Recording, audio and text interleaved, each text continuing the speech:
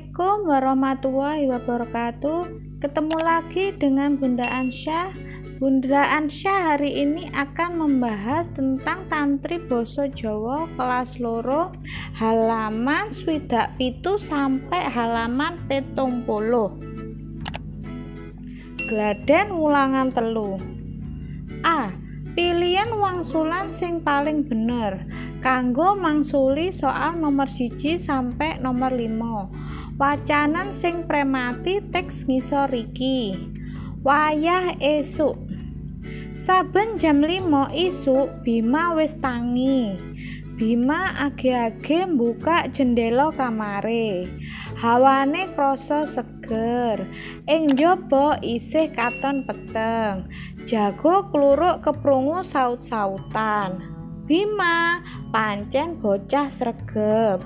Tugas sing dadi tanggung jawabe mesti ditandangi.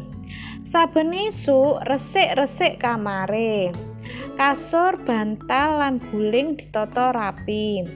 Kemule dilempit. Kamare Bima katon resik. Bima tansah eling dawuhe bapak ibune. Wong kuwi kudu ngulinakake urip resik. Nomor 1. Bima saben isuk tangi jam titik-titik. A. 3, B. 4, C. 5.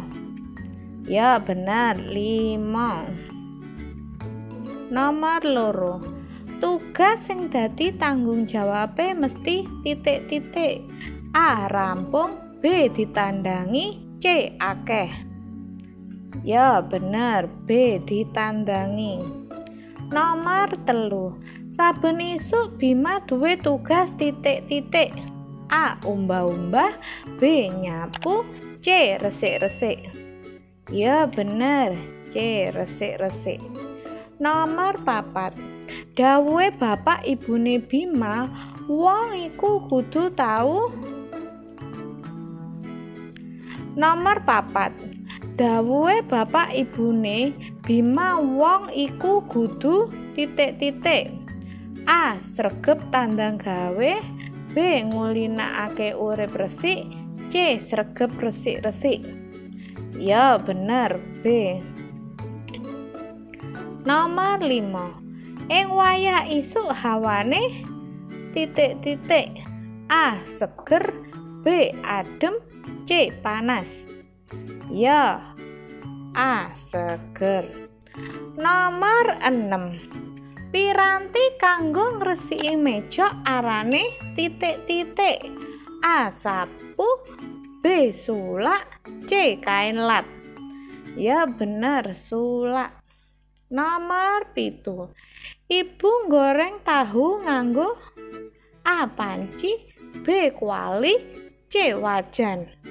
Ya bener C. Wajan. Nomor 8. Bapak karo ibu tindak menyang toko titik-titik beras. A. Tuku, B. Tumbas, C. Mundut.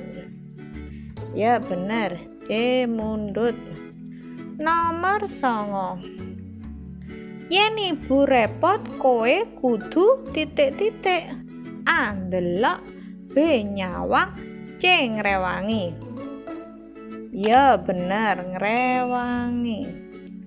Nomor 10. Saben isuk Bima nyapu latar nganggo titik-titik. A. Sapu duk, B. Sapu sodo, C. Sulak. Ya bener sapu sodo. Selanjutnya B. Gawe ukara manut crita ing gambar. Gawe ukara sesuai ning gambar. Nomor 1. Bu Dewi nyaponi jogan.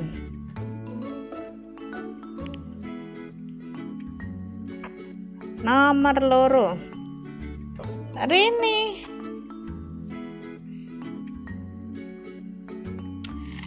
nyapu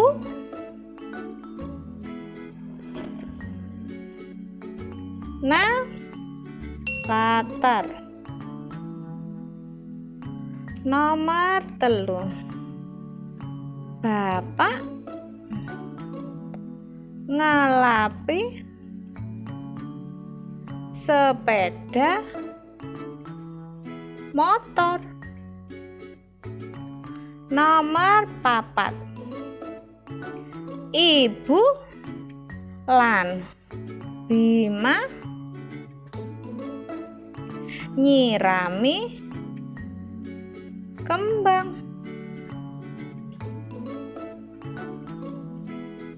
Nomor 5, Ibu